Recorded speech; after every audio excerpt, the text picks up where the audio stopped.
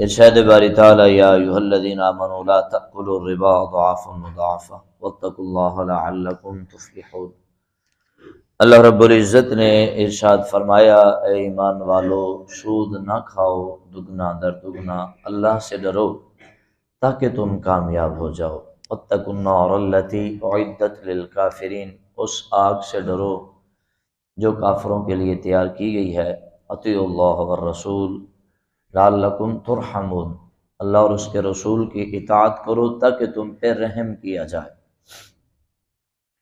اس آیات بینات میں ہم سب کو سود سے بچنے کی تعلیم دی جا رہی ہے۔ پیارے آقا صلی اللہ علیہ وسلم کی کثیر تعداد میں اس موضوع پر احادیث موجود ہیں اور آیات بینات بھی کافی موجود ہے۔ سود کی حرمت پر اور اس کے قریب نہ جانے پر اللہ رب العزت نے ہمیں تلقین، تربیت، وعید فرمائی کہ اے ایمان والو، سود مت کھاؤ دگنا در دگنا۔ اس کا مطلب یہ ہے کہ ایک میعاد جب مقرر کر دی گئی کہ فلاں تاریخ کو آپ نے پیسہ کلیئر کرنا ہے، اگر اس تک قرض نہ دیا جائے تو سود کی شرح کو اور بڑھا دیا جائے تو اسے دگنا در دگنا کہتے ہیں۔ یعنی کہ ہر حال میں سود سے بچو اور اللہ سے ڈرو تاکہ تم کامیاب ہو۔ میں ایک ہی حدیث اس پر پڑھوں گا، باقی آپ اپنے خود سے گھر جا کے اس کی انداز سے خود پڑھیں گے۔ پیارے آقا صلی اللہ علیہ وسلم نے ارشاد فرمایا کہ سود کے 73 درجے ہیں۔ شعب الایمان میں ہے کہ 73 درجے ہیں، اور ان میں سب سے کم ترین درجہ 36 بار زنا کرنا ہے۔ کوئی بندہ 36 بار زنا کرے تو یہ کم سے کم درجہ اس کے برابر سود کھانے کا ہے۔ پتہ نہیں اس سے اوپر 73 کیسے ہوں۔ ایک میں تو ماں کا لفظ بھی آیا ہے۔ آگے ہر بندہ اپنے تجسس سے، اپنے دل کی لگن سے سرکار کی تعلیمات پڑھ کے خود اندازہ لگائیں اس ایک ہی حدیث سے کہ یہ کتنی ناپاک چیز ہے۔ اللہ اور اس کے رسول سے کھلم کھلا جنگ ہے سود، اور آپ جانتے ہیں جو اللہ سے جنگ کرتا ہے اس کا ٹھکانہ کیا ہے۔ اور آگے رب نے ایک ڈرایا بھی ہے اور دھمکی امیز یہ گفتگو ہے، واتقوا النار التی، اور ڈرو یہ اس آگ سے یار جو کافروں کے لیے تیار کی گئی ہے۔ رب فرماتا ہوں میرے نبی کے غلاموں، جہنم تو میں نے کافروں کے لیے بنائی ہے، اور تم کافروں جیسے حرام کام کر کے خود پہ کیوں حلال کر رہے ہو؟ سود کھانے والا انسان، لکھنے والا، معاملہ طے کرنے والا، کروانے والا، گواہیاں، یہ سارے کے سارے لعنت ان پر فرمائی گئی، اور سارے ایک ہی زمرے میں آئے۔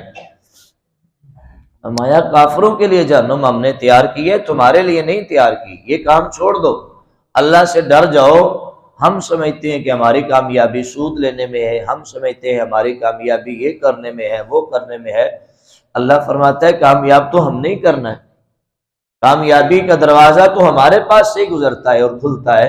فرمایا کیسے کامیاب ہوگے؟ واتقوا اللہ، اللہ سے ڈرو، ہم تمہیں کامیاب کر دیں گے، ہم سے ڈرو۔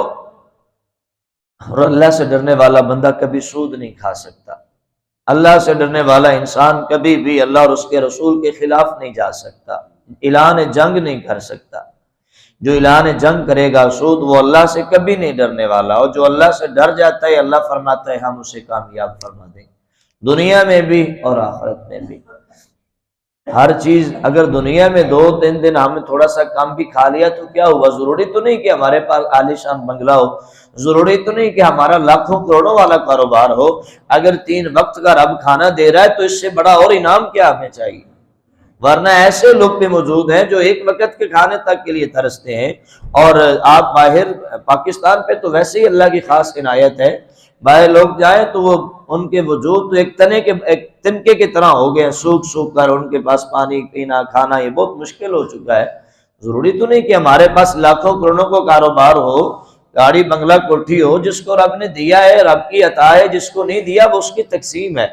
اب ہم کہیں کہ ہم بھی گاڑی حاصل کریں اور اس کے لیے آپ سود اٹھانا شروع کر دیں، حرام کمانا شروع کر دیں، یہ تو اعلان جنگ ہے۔ ایسی لعنت ہے دوست دولت پہ یا کوٹھی پہ یا گاڑی پہ جو ہمیں جنت سے نکال کر جہنم میں ڈال دے، جو ہمیں رب کی رضا سے نکال کر ناراضگی میں ڈال دے۔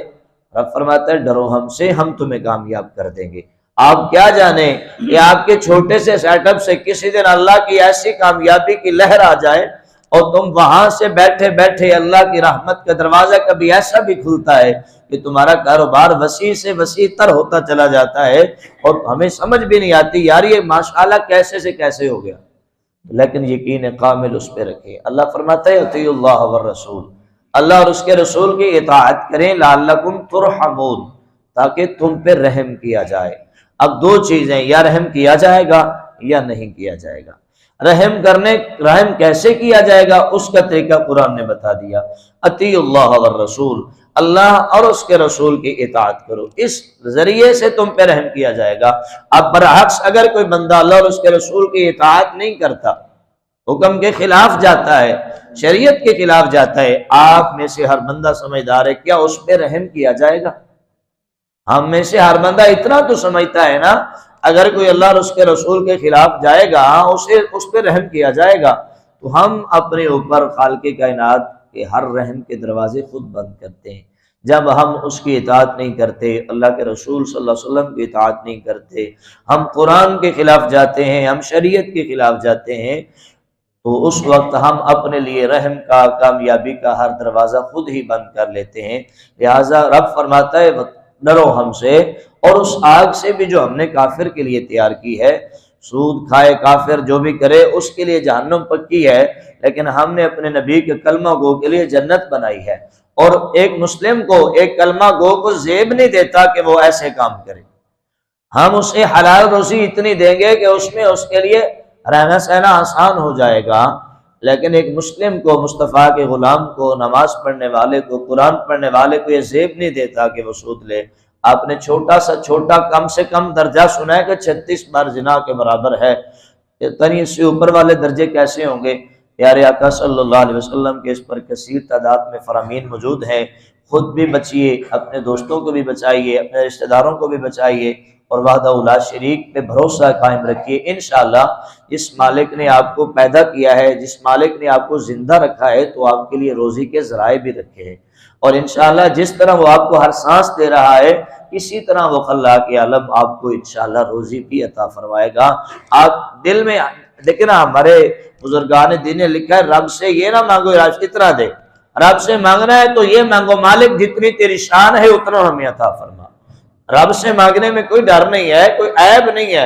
رب سے آپ کوٹھی بھی مانگ سکتے ہیں، گاڑی بنگلہ بھی، بزنس میں، آپ جو چاہیں رب سے مانگیں، اس کی عطا کرنے میں تو صرف کن کا وقت لگے گا۔ جس دن مقبولیت ہو جائے گی کن فیکون، تو سب کچھ ہو جائے گا۔ بس اسی سے مانگتے رہیں اور ان چیزوں سے بچتے رہیں۔ کیا گارنٹی ہے کہ میں لاکھ روپیہ سود اٹھا لوں؟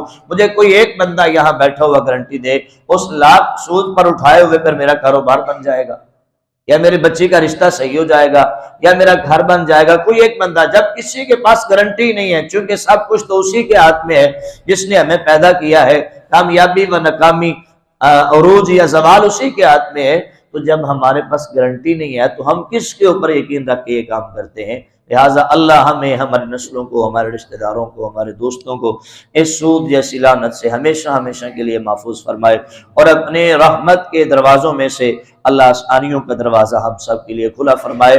تنگ دستی سے، پریشانی سے، قرضے سے اور ہر طرح کے مولا پریشانیاں دور فرماتے ہوئے صدقہ پیارے آقا صلی اللہ علیہ وسلم کا ہم سب کو اپنے نبی صلی اللہ علیہ وسلم کی سچی غلامی میں زندگی بسر کرنے کا جذبہ عطا فرمائے۔